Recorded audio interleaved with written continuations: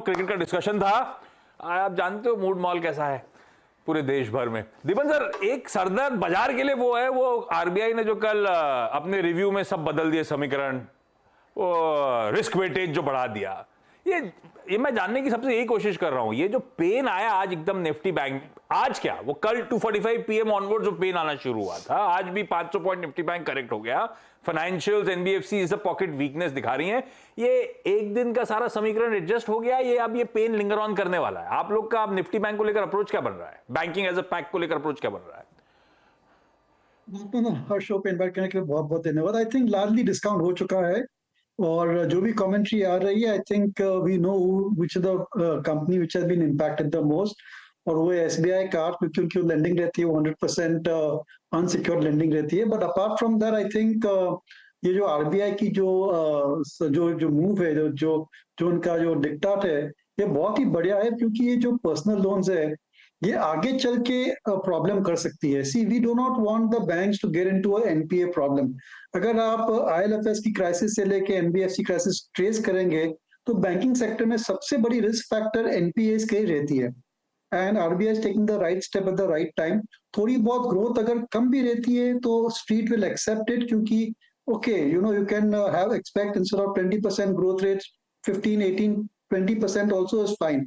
और अगर आपके एनपीएस बढ़ जाते हैं then that damages the sentiment completely, and it can erode the value of a banking stock or NBFC stock by 70-80%। और ये हमने देखा भी है। अगर आप जाके देखेंगे, इंडसइंड बैंक है या फिर एल&टी फाइनेंस है या फिर even Bajaj Finance for that matter, when the NBFC crisis was at its peak they lost a lot of value. So this is a step in the right direction, और एक precautionary step दे रही है RBI, which is to be welcome. थोड़ी बहुत damage हो सकती है नियर टर्म में, पर लॉन्ग टर्म पॉजिटिव। एक दीपन सर, वो बहुत दिनों बाद एफआईआईज लग रहा है लौटने के मूड में है, मिस कर गए सारा एक्शन और अब जागे हैं। 2-3 दिन से बाइंग कवरिंग के मूव्स उनकी तरफ से आ रहे हैं। आपका चैनल चेक क्या कह रहा है, बातचीत क्या कह रही है? लौट आए या अभी बस टेम्पररी कुछ मूड बदला है? ये कहना बहुत मुश्किल है। इतने सालों पे भी उनका प्रेडिक्शन हम नहीं जान पा रहे हैं। But yes, I think whenever they come with full force, और अगर उनकी बाइंग चालू हो जाती है, then definitely I think market can scale to new highs. उसका इंतजार तो है, लेकिन दीपन इस समय नई तेजी कहां से आएगी, क्या लीड करेगा? देखिए, I think software companies are showing very good traction, और वहां पर ट्रेडिंग पोजीशंस भी कम है, इन्वेस्टर्स भी थोड़े बहुत अंडरवेट है। और जो सिचुएशन था फार्मास्यूटिकल सेक्टर में 2-3 तिमाही के पहले, I think about 6 months ago, similar situation I think can happen in software companies as well।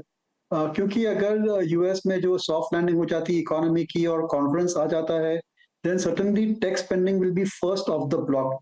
क्योंकि बहुत सारे ऐसे ऐसे ट्रेंड्स आ रहे हैं टेक्नोलॉजी में, स्पेशली एआई है, चैट जीपीटी वगैरह है, जिसमें जो बड़ी कंपनियां हैं they would like to invest in. So if tech spending comes back strongly, then I think software companies should start to do exceedingly well in the market and start to outperform. हालांकि they have been underperformers for the last almost a year or so, but that can easily change। और दूसरी बात software company में ये भी है कि बहुत सारे प्रोजेक्ट्स वो विन कर चुके हैं। Is a matter of implementation, और इम्प्लीमेंटेशन स्लो हो रहा था because there was not enough confidence on the part of the Fortune 500 companies were the biggest customers.